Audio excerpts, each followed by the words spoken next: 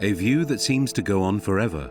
As far as the eye can see, hundreds of kilometers of white sandy beaches, a heavenly coastline where a French couple chose to settle 10 years ago. In Villankoulos, Denis and Sabrina run a hotel and a diving club. This morning they're waiting for a group of tourists to go out to sea. Ça se passe bien. On va aller plonger sur les îles là-bas. Donc il y a une petite heure de bateau, il y a 2 plongées, il y a votre pause déjeuner sur l'île de Bazaruto. Vous allez voir, c'est absolument extraordinaire. Et bon, c'est de rendre les gens contents comme d'habitude, hein, c'est notre boulot. Today, Denis' customers are French people living in South Africa.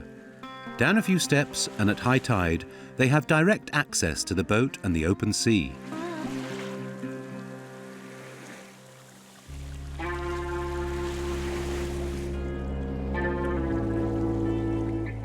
Denis' playground, the Bazaruto archipelago, just opposite the hotel offshore, an exceptional seabed. On a un trou dans le récif ici, donc c'est un jacuzzi à requins. Si on a de la chance, on les aura. On my count. 1, 2, 3, 4. Underwater, a rich diversity. 3/4 of the Indian Ocean's species are present in this area. Visitors come from all over the world to experience the thrill of exploring these reefs.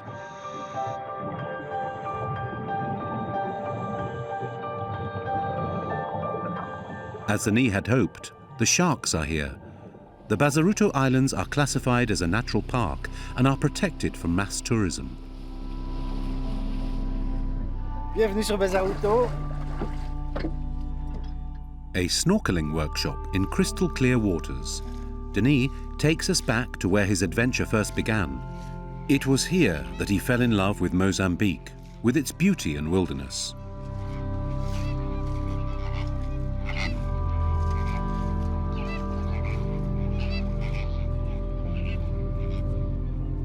At the top of the dune, a breathtaking view. Voilà, c'est ça le délire de la dernière seconde. Regarde, c'est pas magnifique. C'est le vertige, c'est le moment où tu as envie de sauter. Et c'est ici que j'ai pris mon téléphone et que j'ai appelé ma douce et que je lui ai dit écoute, on va s'installer au Mozambique. Quand tu vois un truc pareil, je sais pas si tu as vu ça souvent dans ta vie, moi non. A love at first sight for a country that has much hiding behind its beautiful landscapes. Mozambique has a turbulent history. Marked by tragedy, its demons have come back to haunt them. Mozambique, Southeast Africa, 2,500 kilometers long and a population of 30 million. A unique sign to be on a national flag, a kalashnikov, a symbol of the country's tragic history. They endured a long war of national liberation against the colonial power, Portugal, which led to independence in 1975. The communist guerrillas then came to power. This was followed by a terrible civil war lasting 17 long years. Against the backdrop of the Cold War, almost 1 million people died before the 1992 peace agreement.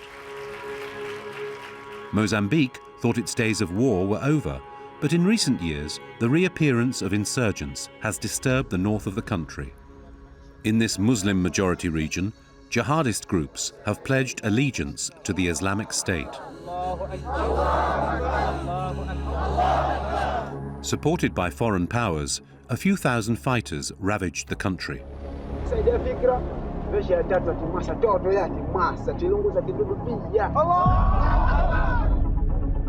More than 3,000 people were killed and 800,000 displaced. The refugees have been living in camps for over a year now, where resources are in short supply.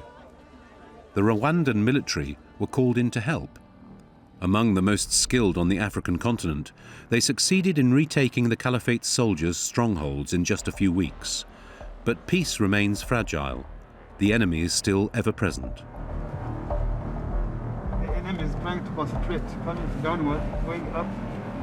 This is where is much of the enemy may attack from. A conflict fueled by poverty, injustice and corruption. Mozambique is one of the poorest countries in the world, yet it is full of riches. With an extraordinary heritage inherited from the Portuguese period, colonial architecture classified as World Heritage Sites. Another of the country's assets is gas. A huge deposit has been discovered in the north, like this one by the French group Total Energies.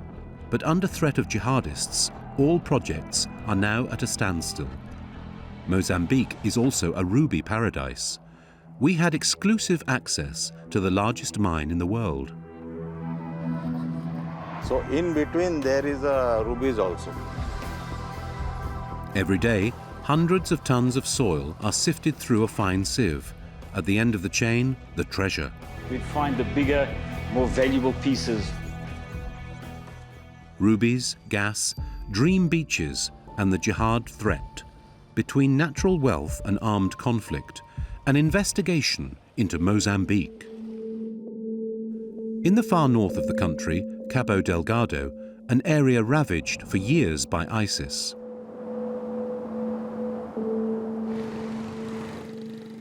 At the airport in Pemba, the capital of the region, a special flight will take off. Florian Morier works for the UNDP, the United Nations Development Programme. He is about to fly to Mocimboa de Praia, the former stronghold of ISIS. The city is less than 200 kilometers away, but it's impossible to reach by car. The roads are still too dangerous. No, we should not take the bulletproof. Why not? Because I'm fine if it stays here. I will check. We have to check with them. Florian is accompanied by engineers who will assess the extent of the damage. The UN has chartered a private plane. This is the first time a UN agency has visited the region.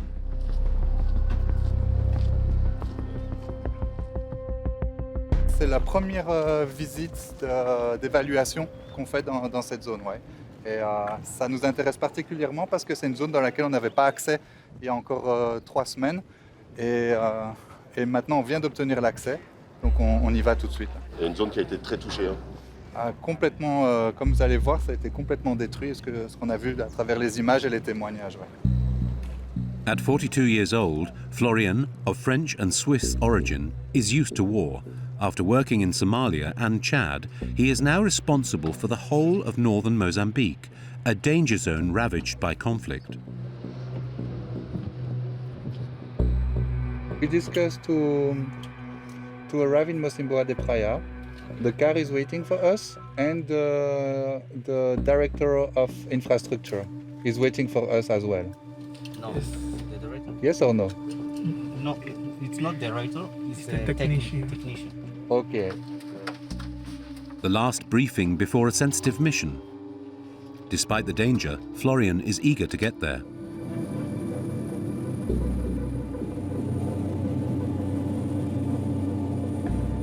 Vraiment content d'aller voir en fait ce qui se passe sur la zone parce que ça fait maintenant 2 mois qu'on essaye d'aller sur le terrain et on n'a pas eu l'accès. Donc ouais, je suis assez excité d'enfin pouvoir y aller et de commencer les activités. Only 35 minutes of flight time left before arriving at the destination. That's 840, traffic's British now, head to right and a left turn on them. Side 840. The track has just been renovated. The visit will only last a few hours.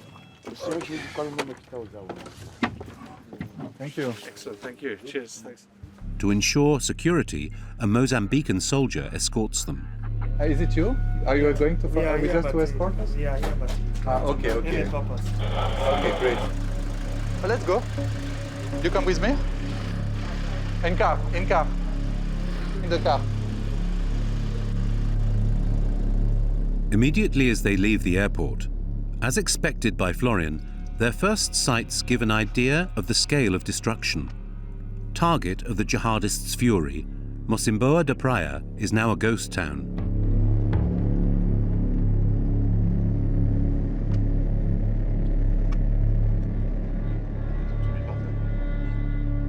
on s'attendait à ce niveau de délabrement.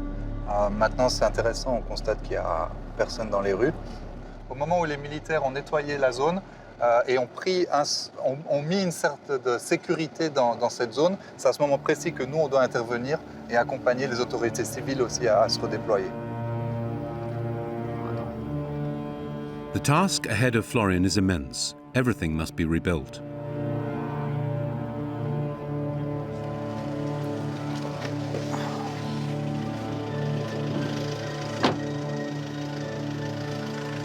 Nous sommes au chef-lieu de district de Mocimboa de Praia. Donc c'est le bureau de l'administrateur, la personne qui dirige le district. Donc. For a year, the only force of law was ISIS. The local authorities all fled at the time of the fighting. Today they welcome Florian and his team. Where was your own office?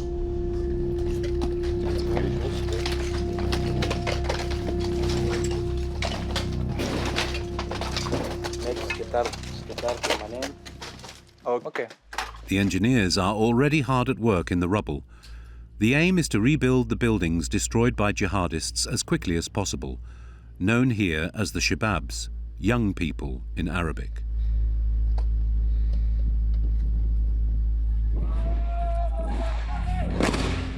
In August 2020, after 5 days of fighting, 1,000 of these Shababs took over the town.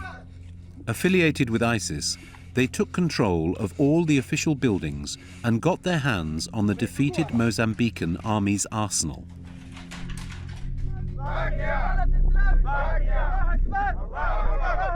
For 1 year, they reigned terror in a city deserted by its inhabitants. Nearly 120,000 civilians fled. The town was retaken in August 2021 with the help of Rwandan soldiers. Driven out of their stronghold, the jihadists scattered into the bushes.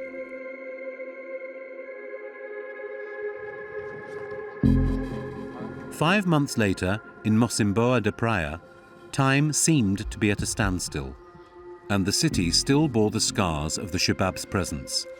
Despite a large military presence, the town was a desert. No one has returned since. There are no services, water, or electricity.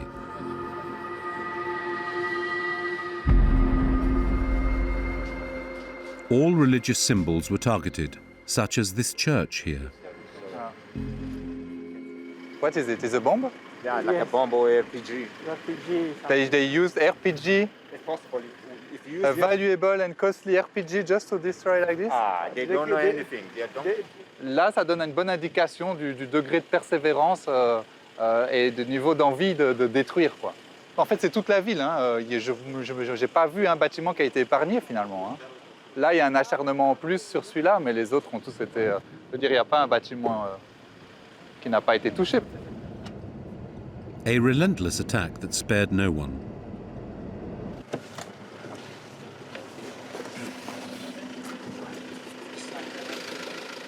La mairie. On va discuter avec le maire, voir un peu... Il m'a dit qu'il vivait ici déjà. Donc lui, il est encore basé ici. The first to return, and now the only inhabitants in the town, the mayor of Mocimboa is a miracle worker. During the attack, 6 of his staff were killed by jihadists. He managed to escape in time but lost everything.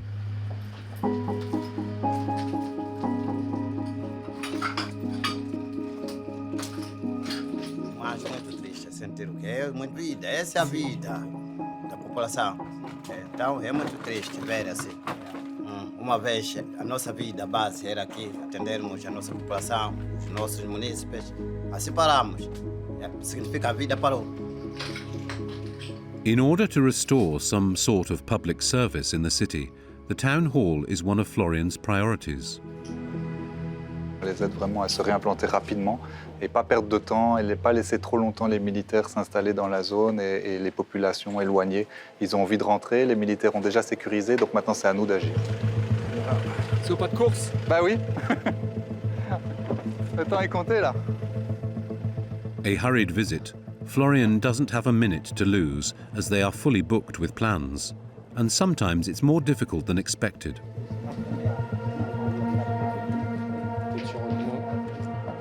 This is the police station, right? Yeah. Okay. How many police officers we expect to have here in the past? Em questões de segurança, não estamos autorizados em falar o número exatamente, né? Because also it's tricky for us, because we are the partners in charge to rehabilitate. But if we cannot equip, if we don't know the numbers of persons, so this is the same issue we have everywhere. Okay, that's fine. We will give 2 laptops and 1 car, because we don't know the number of persons. C'est un peu frustrant aussi. On est des partenaires censés aider et puis à chaque fois, il faut aller chercher des autorisations plus haut, parce que personne ne prend la responsabilité de donner une information sensible. In just a few hours, Florian finds out what fate awaits the town. Millions of euros will have to be invested to bring Mmoa de Praia back to life. But they will have to find the necessary funding and companies willing to work in a war zone. Florian expects many months of work before the inhabitants can return. More than 2,500 kilometers away, in the far south of Mozambique, the capital, Maputo. It feels like a completely different country, this bustling city of 1 million people. The country is now democracy, but the remnants of a long communist history are ever present. Avenues with surprising names, from the former North Korean leader to the father of the doctrine. Founded by the Portuguese, Maputo has nonetheless retained traces of its colonial past, seen in the town hall or the central station. Today, Maputo is the economic heart of Mozambique. Far away from the war zones, the city attracts talent from all over the country, like Ricky, a young fashion designer.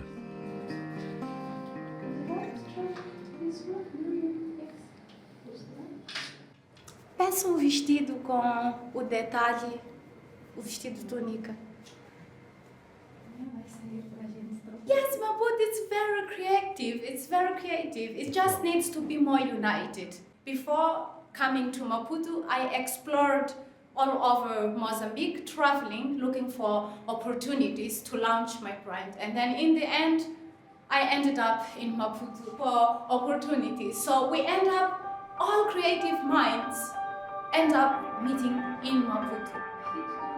Like Ricky, in Maputo, there is a whole middle class that enjoys a certain lifestyle. Young, urban, modern. The opposite of the model that the Shababs were trying to impose in the north. The country can finally take a breath. The jihadists were successfully repelled by the Rwandan army. Rwanda, accustomed to peacekeeping missions in Africa, has offered its assistance to a government powerless to deal with the threat. 2,000 trained and well-equipped soldiers were deployed to Cabo Delgado.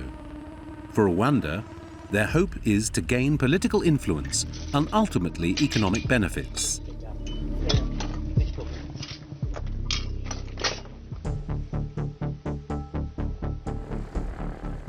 On the tarmac in Pemba, a Russian-designed Mi-17 helicopter is ready to take off. Heading straight to the conflict zone, we were able to exceptionally board to join the Rwandan troops. Northbound, it's less than an hour's flight before landing in Total City, as it's called here, a huge camp built by a French company and evacuated at the time of the ISIS offensive.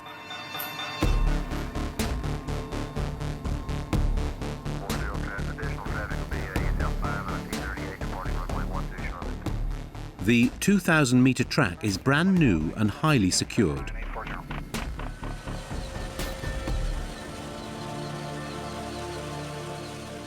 The oil giant's facilities have remained intact and are now used as a base camp for the Rwandan army.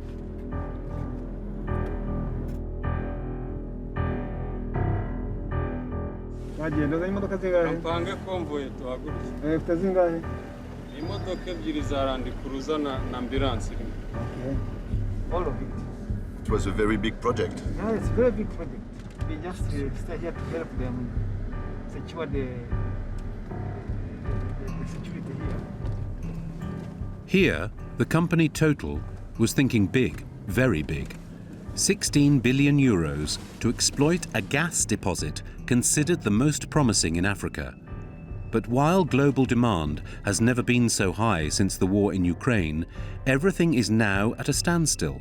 Yet 5,000 billion cubic meters of gas are waiting to be extracted in this ultra-modern infrastructure camp. For some months now, Rwandan officers have been taking their meals in the oil giant's dining hall. Of the 3,000 people who used to work for Total Energies on the site, only a handful remain. They maintain the site.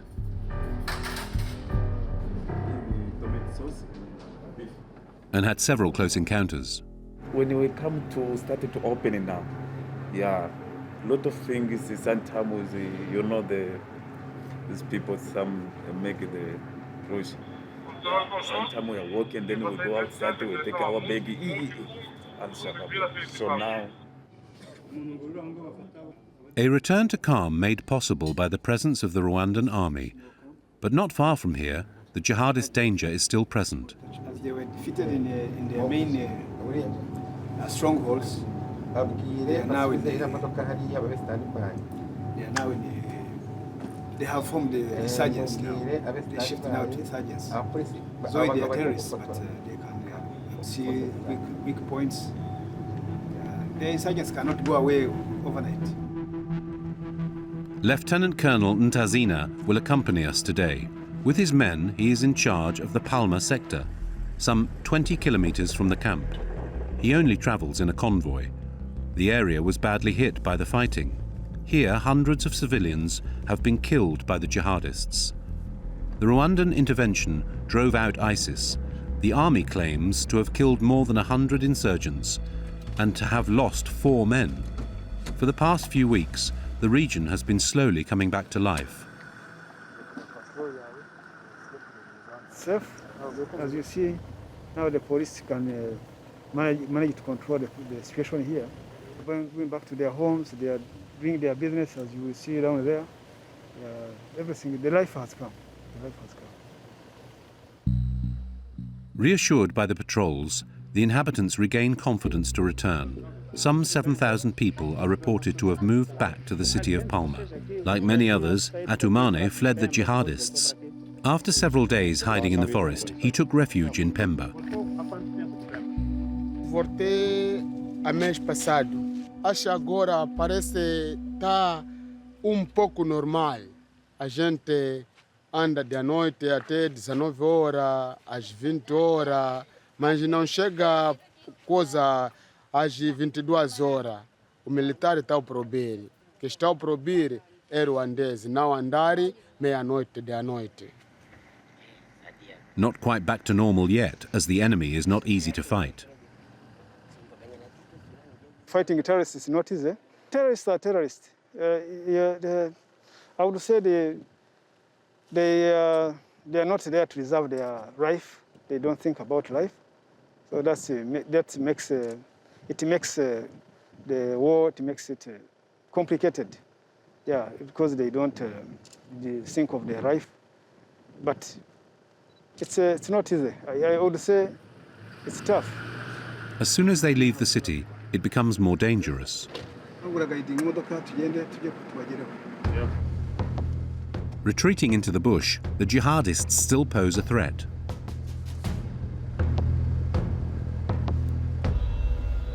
Where the enemy is trying to concentrate, coming downward, going up, this is where we expect much of the enemy may attack from.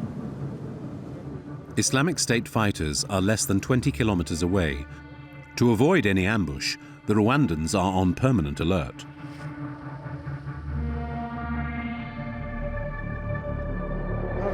All the time, that's why you said we are always on the move. We are always trying to gather information so that we can be ahead of the enemy. To show that you are here. To show that we are here and we ensure the security of the citizens as they turn.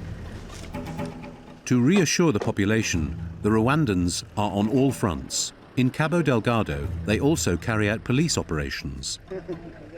Tous les voleurs qui volent les fils électriques. Et alors, ils vont dans des maisons et sur les fils électriques, ils coupent. Ils enlèvent la couverture et ils vont vendre ça. C'est pourquoi on les arrête souvent. Ça fait partie de notre mission pour renforcer la police locale. Quand ils nous voient, ils s'enfuient. C'est pourquoi ils laissent même son moto. The copper thief didn't get far by foot. Commander Julius's men have just arrested him. A Rwandan officer is first to question him. Unatoka wapi na pikipiki yako? Unatoka hapa Manguna. Manguna. Unatoka Manguna? Hapa nabeba nini? Ile pale shaba. Shaba? Naitoa wapi? Hii sio zangu wenyewe wale kule kuna mwenyewe. Wenyewe wale? Kwa Kionga. Hapana. Ni wa moja wapo wao. Abanga nao ni muhagarike we. Nawe ni bazi.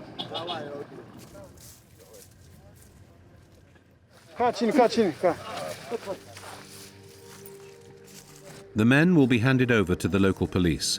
Commander Julius can resume his patrol. In the 6 months they have been here, Rwandan soldiers and police have earned a nickname. They are now called Majeshi Makali, very strong men in Swahili. Thanks to them, hope is reborn in the city, but peace remains fragile. The withdrawal of the Rwandan contingent is not on the agenda, and there are still hundreds of thousands of refugees in Mozambique. In the summer of 2020, at the height of the Jihadist offensive, a total of 800,000 people fled from the north.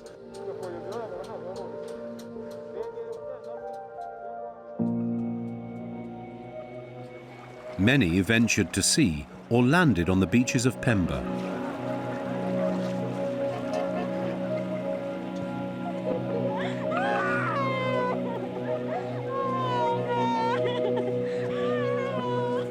After the panic of the first few weeks, refugee camps were set up.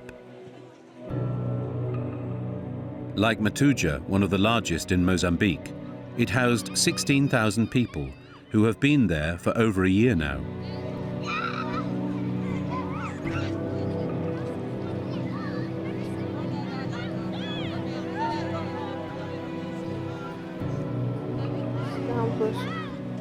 Salama.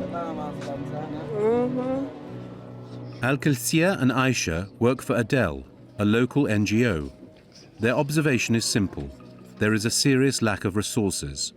It's not working, no water to the community here. They need to walk long kilometers to have water. So the biggest issues here is the food and the water? Food, water, and the health.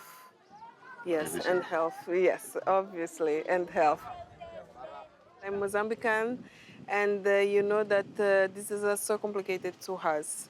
I'm from Maputo, but I leave my family there to come here to support my people, Mozambican people, and people that suffering a lot with this. These people can stay like 2-3 days without anything to feed, and this is very, very complicated. The last food delivered to this area was November 9. Now we are in January 11, and 2 months ago. It's a long time. Bom dia. Como estão? Estamos a pedir tirar mais. Among the refugees, Al-Kilsia introduces us to Angelina. She is 45 years old and has 7 children. É mãe. Me wanu wakonsimbwa. Wanu waka. Iwele kiyo mimu kiyo ihali okoto. Ikoto mani shababe. Waja mwani me. Ukela waata karimani me hiyo tawa chavale. Na taki tawuya mpaka waki tawuya wa hilupana. Lupano kisukelewa lakini onjuela mpaka hana wala kinonjuela ipurne vei. Itawuya pumi anu. Insofere ba vekaka. Ifamilia chaka choteni horoseberi. Son prederie ivyomponi inu pa choteni ho predela cha. Inamali. Kana hokolela. Ana himaliye mena. Namna kuone hiyo michamu. Wala baile watu wala bai. Uno mwana karamu. Uno mwe hajo. Nuna ntokura. Ni bada ubone ura karamu hokelu tawa. As long as the jihadist threat persists, Angelina will stay here in this mud house built in just a month by her brother.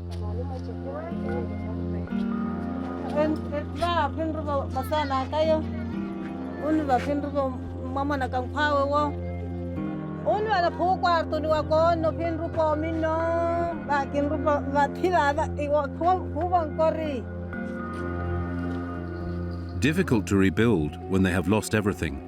In the camps, each family saw its destiny shattered, and some stories are even more devastating than others. In Cabo Delgado, hundreds of women have been abducted by jihadists and used as sex slaves.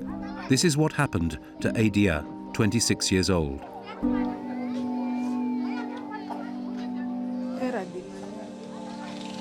Foi 24 de março. Então, eu não sabia o que estava a acontecer, mas das tantas ouvimos tiros. Sim. Então, dali mesmo eu fui, me pegaram com aquele grupo. Eu lá fui entregue com chefe. Adia soon realized that not all of her captors were Mozambicans. Esse chefe era congolês e esses outros eram mani de Nacala. É grupo mesmo. Até pode ser mais que sem ultrapassa. É mistura jovens, senhores. Sim. Só que nós nos tratavam mal porque eu como era entregue para esse chefe e quando ele cada vez mais saía, nós aqui atrás aqui nos violavam. Eu fiquei lá quase 6 meses, então das tantas nos mandavam. E dali nós conseguimos salvar. A 4-day escape into the forest before being rescued by villagers. Separated from her 2 children at the time of her abduction, she managed to reunite with them. They now live together, but her nightmares will follow her for the rest of her life. Adia is now pregnant by one of her rapists.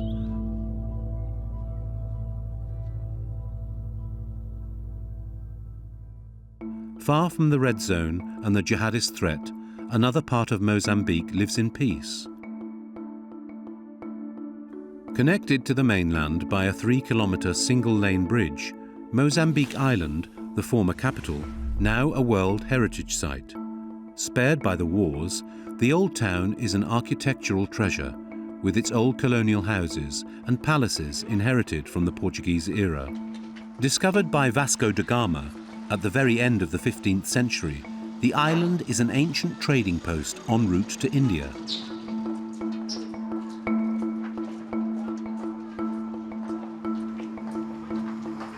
Abdul Tawzir is an employee of the local museum and knows the history of this island inside out.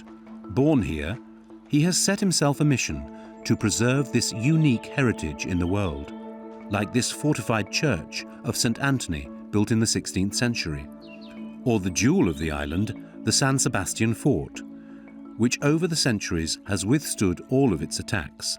Thanks to its walls, no army has succeeded in invading Mozambique Island, the island which gave its name to the country.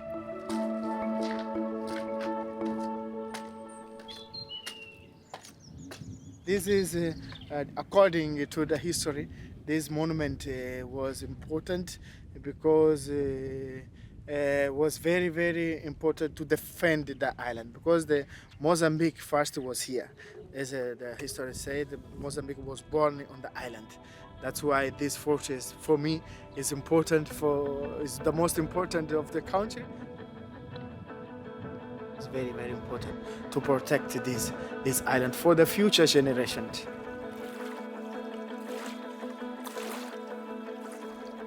We head further south to Vilanculos, where a French couple run a hotel on these paradise beaches. Here, nothing disturbs the daily life of Armando and Ilidio. Like every day of the year, they go shellfishing, using a traditional technique that doesn't come without its risks.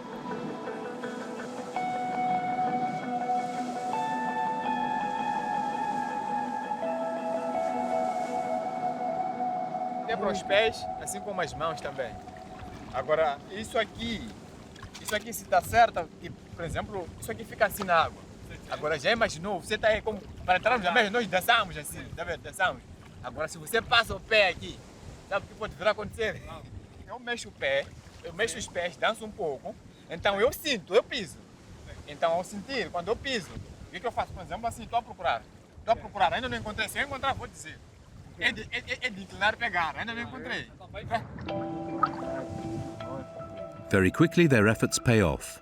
Armando and Elidio just spend an hour in the water and collected almost 40 kilos of shells. They will start cleaning and sorting the seafood, not all of which has the same market value.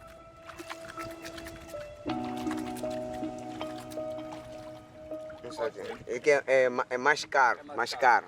This, yeah, mais caro. Yeah, isso aqui que também está pouco normal o preço. Já que também o preço da mesma é normal também. Nós sempre estamos felizes com o nosso negócio. Todos os dias estamos felizes. For the two young men, it's now time to go and sell their spoils. In Vilanculos, a small tourist town of 25,000 inhabitants, their main customers are the restaurants and hotels on the seafront. Today, Sabrina and Denis, the French owners of the hotel, ordered some of their stock for dinner.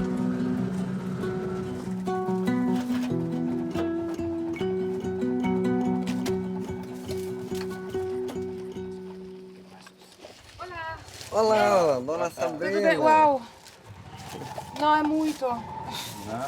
Não, só queriam ver. Bom, ok. Aqui quero... Somos 13 para o jantar. Não, 14 para o jantar. Quero 40. 40. Tem 40 Sim, ou... estão 40 aí. Que trabalhamos juntos. 4, 5 anos. Não, você era um menino. Sim, eu sei disso. Você era Por rapaz. isso que eu falei que 6, eu 7 era... anos. Je pense que eu era criança 10 mesmo. ans que je travaille avec lui, au moins.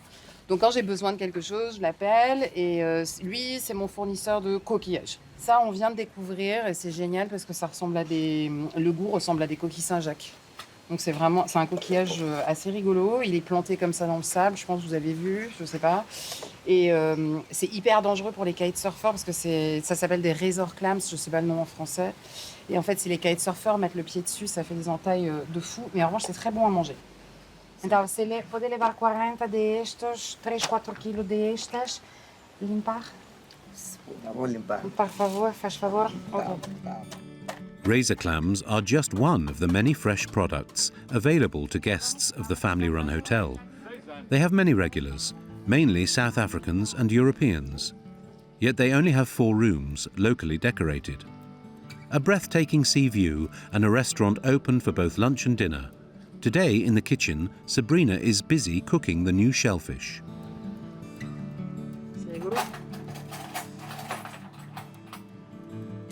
C'est sympa de travailler comme ça. On sait qu'ils n'ont pas passé des heures dans des camions réfrigérés. Citron, gingembre et ail, on ne peut pas se planter. Hein. A priori. Enfin, pour moi, c'est un peu ce qu'il y a de meilleur. Prêt à servir. Coquillage pêché le matin. C'est le luxe. Le vrai luxe. Bah ouais, non, c'est pas mal.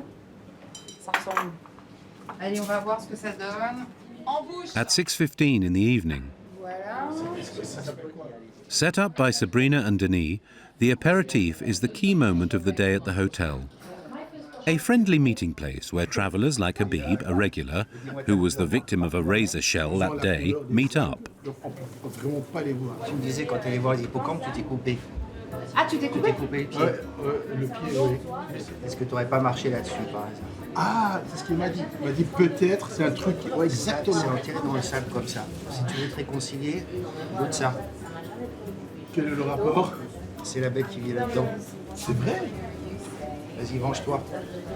D'accord. Mais il n'y a pas de couscous? Il n'y a pas de couscous. Mais ça irait pas bien, couscous. C'est super bon. En tout cas, c'est une bonne vengeance. Ladies and gentlemen, your attention please. Yes. Dinner is ready whenever you're ready.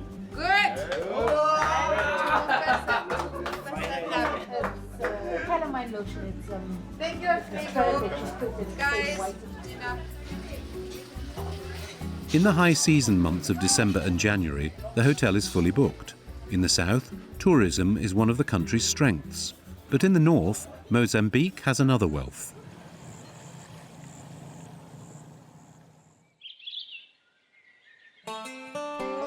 We head to Cabo Delgado, Montepuez, the world's largest ruby mine.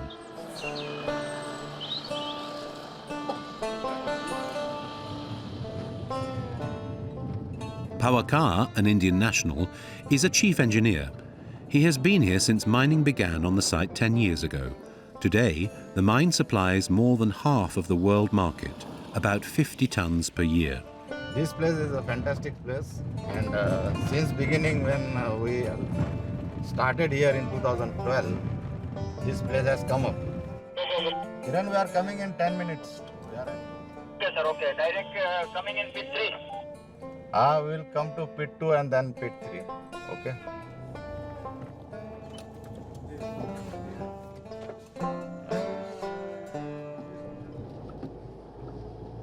Security is very strict. Without a card, they will not allow these ID cards. The Shababs never made it here. Dozens of kilometers of track on mud paths.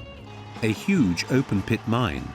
Over 33,000 hectares, 3 times the size of Paris. Like Rajesh, 1,600 employees work extracting local wealth.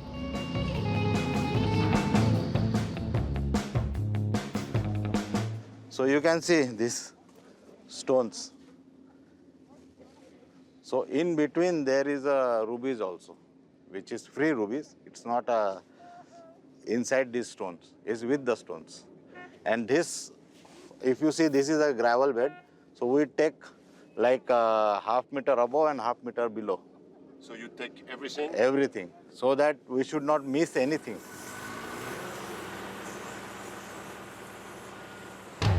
In order not to miss a single precious stone, everything is examined with a fine-tooth comb. Every day, hundreds of tons of soil are extracted and subjected to a rigorous process. At each stage, there's a new security check, and Rajesh can't escape it. Everybody has to be searched. Even if it's CEO also, he has to search.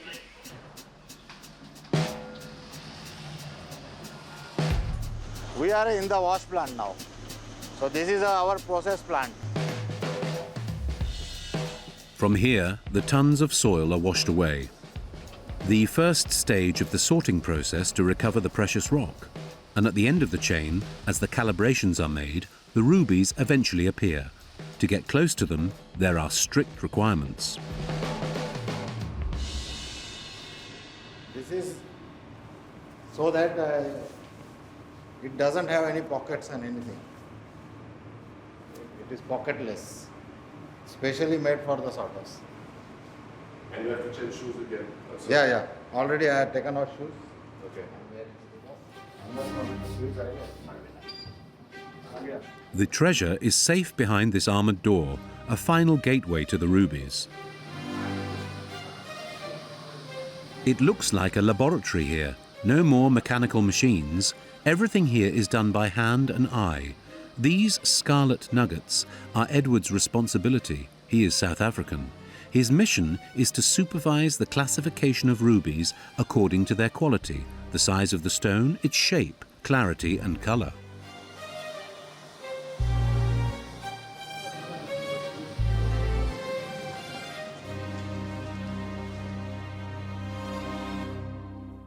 So Kong is busy here.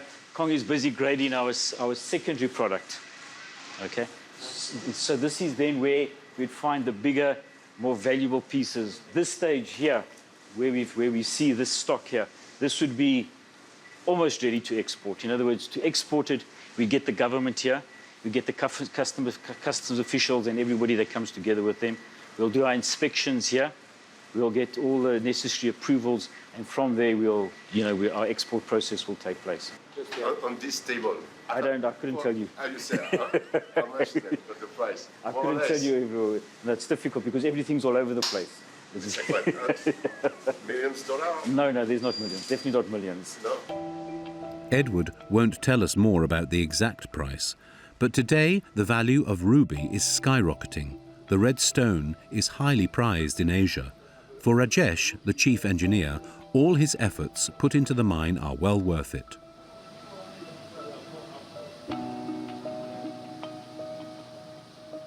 Whole process means starting from the exploration, mining, then processing, then sorthouse process, and then finally this is the product. So all we are doing for this, and if we are getting this, it's very satisfying to each and everyone who is working here. It's a team effort. It's very satisfying and happy to see all these things. Yeah. And excited. It's a process, security process, that nothing is carrying in my hand. In 10 years, Gemfields, the British group that owns the mine, has sold more than 500 million euros worth of rubies worldwide, a fortune marred by controversy. In Mozambique, there is a so-called scandal of blood rubies. The Montepuez mine is located in one of the poorest regions of the country. The discovery of the ruby vein was followed by a red gold rush. Thousands of people came from all over Mozambique and even from neighboring countries to try their luck. Gemfields then intervened. 7,000 illegal miners were deported by private security companies or local police. The methods used against illegal miners were brutal, as shown in this video shared by human rights activists. Accused of abuses and even murder, the company agreed in 2019 to pay nearly 7 million euros to quell a class action lawsuit. Today, the mine is trying to improve its image by teaming up with local communities. Prahalad Kumar Singh, also from India, is the director.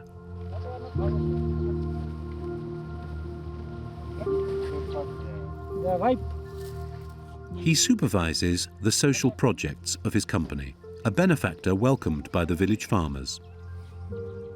O rubi, achamos muito bom que o rubi é ele que nos orienta. Tudo completo, o adubo, o produto químico, aqui sempre. Como também costuma passar o trator do ruby mine, costumam lavrar aqui. Achamos muito bom.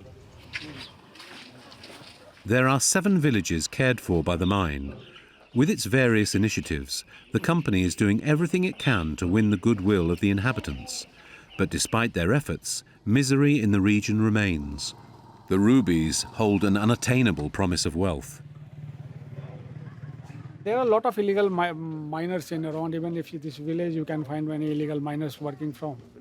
So definitely illegal mining is one of our very serious issues for us. When we find them, say we are one of the signatories of VPSHR, of that is a charter for human rights for UN. And once we capture the miners, we immediately try to send them to the local police. Behind the rhetoric, have times really changed? What is the fate of illegal miners today?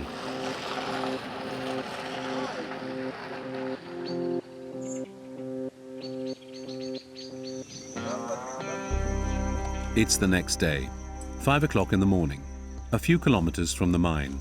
We have an appointment with a group of illegal miners. They are about to defy the ban on digging on company-owned land.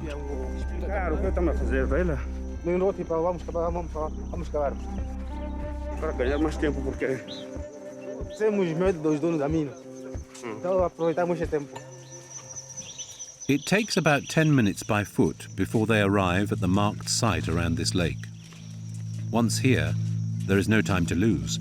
They operate as quickly as possible with rudimentary equipment.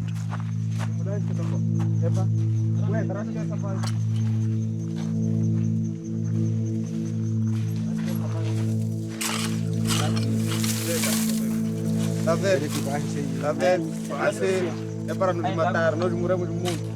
Graças a Deus. É muito difícil. Podemos acabar sem não encontrar nada. Termos 20 sacos, 30 sacos, 40 sacos, mesmo sem saco. Lavarmos e não acabamos nada. Sim. Still rushing, once the bags are loaded, the group of illegal miners wash the earth away. Summary filtering, a system to keep only the stones.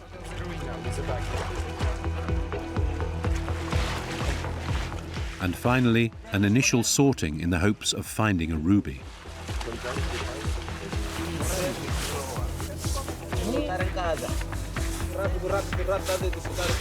Contra esses são a nos roubar. Nós não temos conhecimento do preço do produto. Uma garrafa vendemos tanto. Nos rouba 500, 300, 200, 100. Even to this day, they are still very afraid of the company guards. It's better for them not to risk being caught. São violentos, nos batem, nos arrancam material, depois nos levam para na cadeia. Sofrimento é aquilo que nós falamos sempre, sofrimento. Não temos serviço, não temos emprego. Nós estudamos aqui, não temos emprego. E mesmo que seja levarmos o documento e metermos na empresa, não somos aceitos. Então, preferimos virmos aqui e roubarmos. 15 minutes later, the illegal miners leave with their meager booty. They will sort the bags in their village with a small chance of winning the jackpot.